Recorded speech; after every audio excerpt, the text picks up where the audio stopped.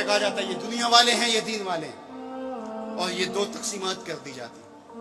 یہ تقسیمات ہمارا دین ہمیں نہیں سکھاتا۔ دونوں پلڑے برابر رکھو، دنیا بھی اور دین بھی۔ اصل دنیا کیا ہے؟ مولا رومی بولے چیز دنیا از خدا غافل بودن۔ دنیا ہے کیا؟ خدا سے غافل ہونے کا نام دنیا ہے۔ وہ آپ چاہے ممبر پہ بیٹھ کے غافل ہیں یا دکان پہ بیٹھ کے غافل ہیں، وہ آپ دنیا داری کر رہے ہیں۔ یہاں مقصد لوگوں کے دل اپنی طرف موڑنا، لوگوں کی جیبیں ڈھیلی کرنا، لوگوں میں اپنے آپ کو محبوب اور اپنے آپ کو جو ہے وہ لوگوں کا مقصود بنانا، اپنے بت کو تراشتے رہنا کہ لوگ پوجا پاٹ کرتے رہیں۔ یہ ممبر پہ دکانداری ہو رہی ہے، اور دوسرا دکان پہ بیٹھا ہے لیکن سچ کا دامن نہیں چھوڑتا۔ میرے حضور نے فرمایا سچا تاجر قیامت کے دن پیغمبروں کے ساتھ اٹھایا جائے گا۔ تو دنیا اور دین یہ دونوں ساتھ ساتھ چلتے ہیں۔ تو دین اور دنیا دو الگ الگ خانے نہیں ہیں۔ اسلام ترک دنیا سے روکتا ہے لیکن گھر کے دنیا سے بھی بچنے کی تلقین کرتا ہے۔ رہبانیت کا درس بھی نہیں دیتا۔ لا رہبانیت فی الاسلام، اسلام میں رہبانیت نام کی کوئی چیز نہیں ہے کہ تم گھر بار چھوڑ دو، تم بستی چھوڑ دو، تم کوہ و غار کی زندگی اختیار کرو۔ اسلام کا یہ مزاج نہیں ہے۔ ابھی بات ہو رہی تھی، حضور نے مواخات قائم کیے مدینہ المنورہ، اور مواخات مدینہ یہ کائنات کا ایک انوکھا باب ہے، اور یہ ایک الگ مضمون اور عنوان ہے کہ دو افراد کو، ایک انصار لیا اور ایک مہاجر لیا، اور حضور نے ان کے درمیان مواخات قائم کر دی۔ تو حضرت ابو الدرداء اور حضرت سلمان فارسی کے درمیان حضور نے مواخات قائم کی۔ تو جن کے ساتھ بھائی چارہ تھا وہ پھر حال پوچھنے جاتے تھے کہ میرے بھائی کو پریشانی تو نہیں ہے۔ تو حضرت سلمان فارسی گئے حضرت ابو الدرداء کے گھر، تو دیکھا کہ حضرت ابو الدرداء کی بیوی وہ عام سے کپڑوں میں تھی۔ تو انہوں نے کہا کہ میری بہن یہ کیا ماجرا، میلے کچیلے واجبی سے کپڑے؟ تو کہا کہ تمہارے بھائی کو دنیا کے ساتھ کوئی رغبت نہیں ہے۔ عورت آراستہ ہو، حضور نے عورت کی خوبیاں بیان کی کہ بہترین عورت وہ ہے جب اس کا شوہر دیکھے اس کو تو اس سے خوش کر دے، اس کا لباس، اس کی حیت اور طرز زندگی ایسا ہو کہ مرد کے لیے مسرت، خوشی اور سرشاری کا ذریعہ ہو، تاکہ اس کی نظر یکسو رہے اور اس کے خیالات پر آگندہ نہ ہوں، اس کی سوچوں میں آوارگی نہ آنے پائے۔ تو کہا کہ تمہارے بھائی کو رغبت ہی نہیں ہے دنیا کے ساتھ، اس لیے مجھے اس کی کوئی ضرورت نہیں ہے۔ خیر حضرت ابو الدرداء آئے تو کھانا لائے، تو حضرت سلمان فارسی نے کہا کہ آپ بھی کھائیے۔ کہا میں روزے سے ہوں۔ کہا کہ میں تو نہیں کھاؤں گا جب تک آپ نہیں کھائیں گے، تو نفلی روزہ مہمان کے لیے توڑا جا سکتا ہے۔ تو انہوں نے روزہ افطار کر لیا، ساتھ بیٹھ کے کھانا کھایا، رات پڑی، سونے لگے۔ تو حضرت ابو الدرداء مصلی بچھا لیا۔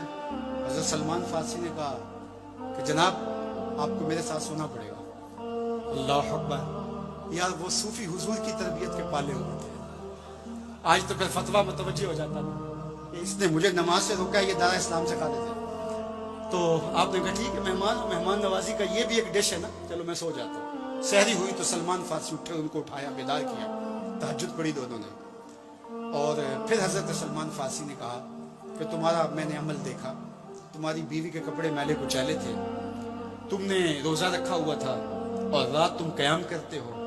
تو کہا کہ تمہارے نفس کا بھی تمہارے اوپر حق ہے، تمہارے اہل خانہ کا بھی تمہارے اوپر حق ہے، اور تمہارے رب کا بھی تمہارے اوپر حق ہے، اور تمہارے مہمان کا بھی تمہارے اوپر حق ہے، اور ہر ذی حق کا حق تمہیں ادا کرنا ہوگا۔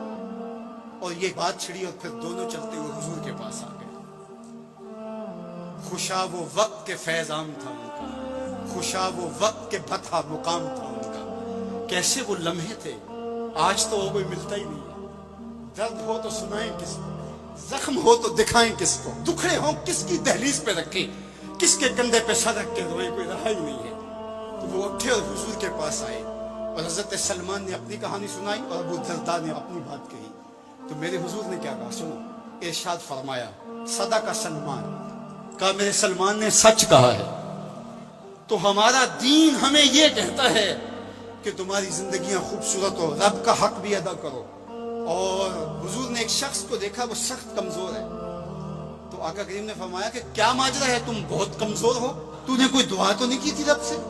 کہا جی حضور میں نے اللہ سے دعا کی تھی۔ کیا دعا مانگی؟ کہا میں نے اللہ سے کہا مالک جو بھی تکلیفیں ہیں، مصیبتیں ہیں، وہ آخرت کے حصے کی بھی دنیا پہ بھیج دے تاکہ یہیں فارغ ہو کے جاؤں، آخرت میری ساتھ ہو جائے۔ تو بڑے دکھڑے ہیں، بڑے غم ہیں، بڑی اذیتیں ہیں، بڑی بیماریاں ہیں جس نے مجھے کمزور کر دیا۔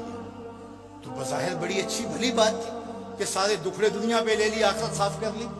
لیکن میرے حضور نے کیا ارشاد فرمایا, فرمایا تو نے یہ کیوں کہا کہ آخرت کے دکھ بھی دنیا پہ مل جائیں, تو نے یہ کیوں نہیں کہا ربنا آتنا فی الدنیا حسنۃ وفی الآخرۃ حسنہ, اللہ دنیا میں بہتریاں دے دے, آخرت میں بھی بہتریاں. وَكَذَلِكَ جَعَلْنَاكُمْ أُمَّةً وَسَطًا, جب تک ترازو پورا نہیں رکھو گے, جب تک دونوں پلڑے برابر نہیں ہوں گے, تم آگے کبھی نہیں بڑھ سکو گے.